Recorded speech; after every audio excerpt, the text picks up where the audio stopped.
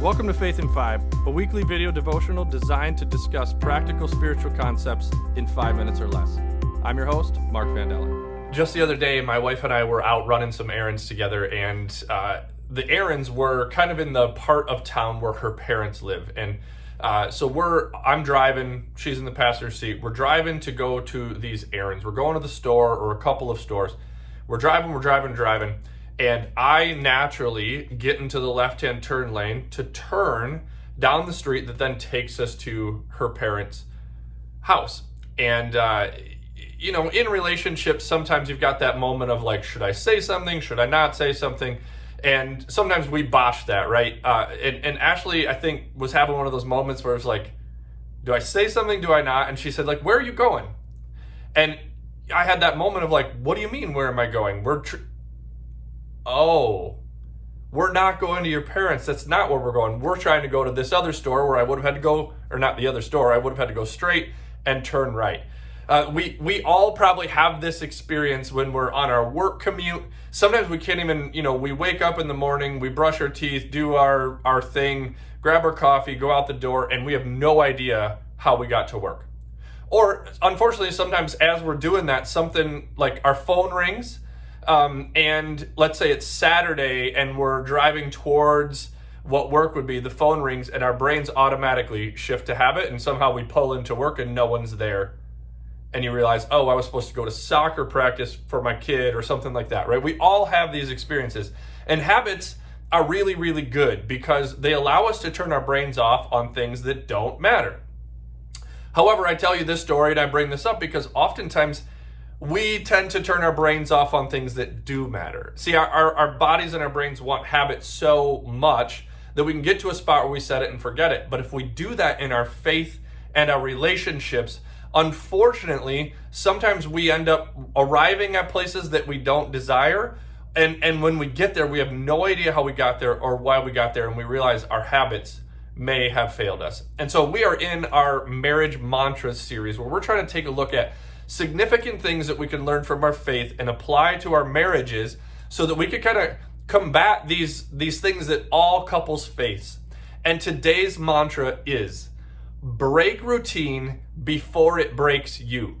Now, I'm not advocating for zero habits and zero routine in relationships. In fact, last week we talked about how do we create this cadence of meetings so that we regularly connect on more important things. However, most couples, in fact, in the 5 simple steps to taking your marriage from good to great, there is a number of times where the author references a sample size of couples, some research that they've done on couples. And one of the things that they asked was, during the past month, do you or have you found your relationship in a rut? And more than 42%, so not quite 43, but more than 42% of people said in the last month, yes, I have been in a rut.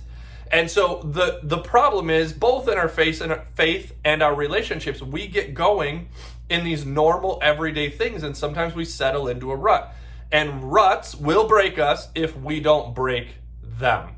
So there are 3 things that we want to identify as or at least paint the picture of things that we think might cause us to get into ruts, and then you can evaluate in your relationship, either are we that or are we not that, and then I want to give you some opportunities to kind of break free from that. So number 1 is, are you living parallel lives? Now, the home to work path and the picking kids up and shuffle them over here, oftentimes it's really valuable to be parallel, in unison and collaboration, rather than butting heads all the time. However, if we're always parallel, then we never have this moment of coming together. We're just 2 ships passing. And so we have to make time to, yes, do our parallel lives and have our lives kind of work well together, in sync, symbiotically. But in order for it to be symbiotic, we need to come together and almost like picture yourselves holding hands in that moment. The other thing is there any fun? So the other thing that often gets us in the rut is that we're always doing things that are tactical. We're always doing things that are scheduled in routine, and making sure that we wake up and we go to bed and everything in between goes well. We have to make sure that we also enjoy our relationships, and we have to, the same in our faith too. Like, are we just going through the motions, or are we doing this for a purpose, and are we enjoying that process? And then the last one is this concept of they're always there. So sometimes we take people for granted, we take our faith for granted, and we just kind of pretend that it's, or we assume that it's just always going to be there. And yes, sometimes our spouses are always there, but when we get into this routine and this habit, like I said earlier, we could maybe arrive at a place that we didn't intend to arrive at. And the verse that I think really has just, it popped in my mind as I was thinking about this rut concept is from Mark 2:27.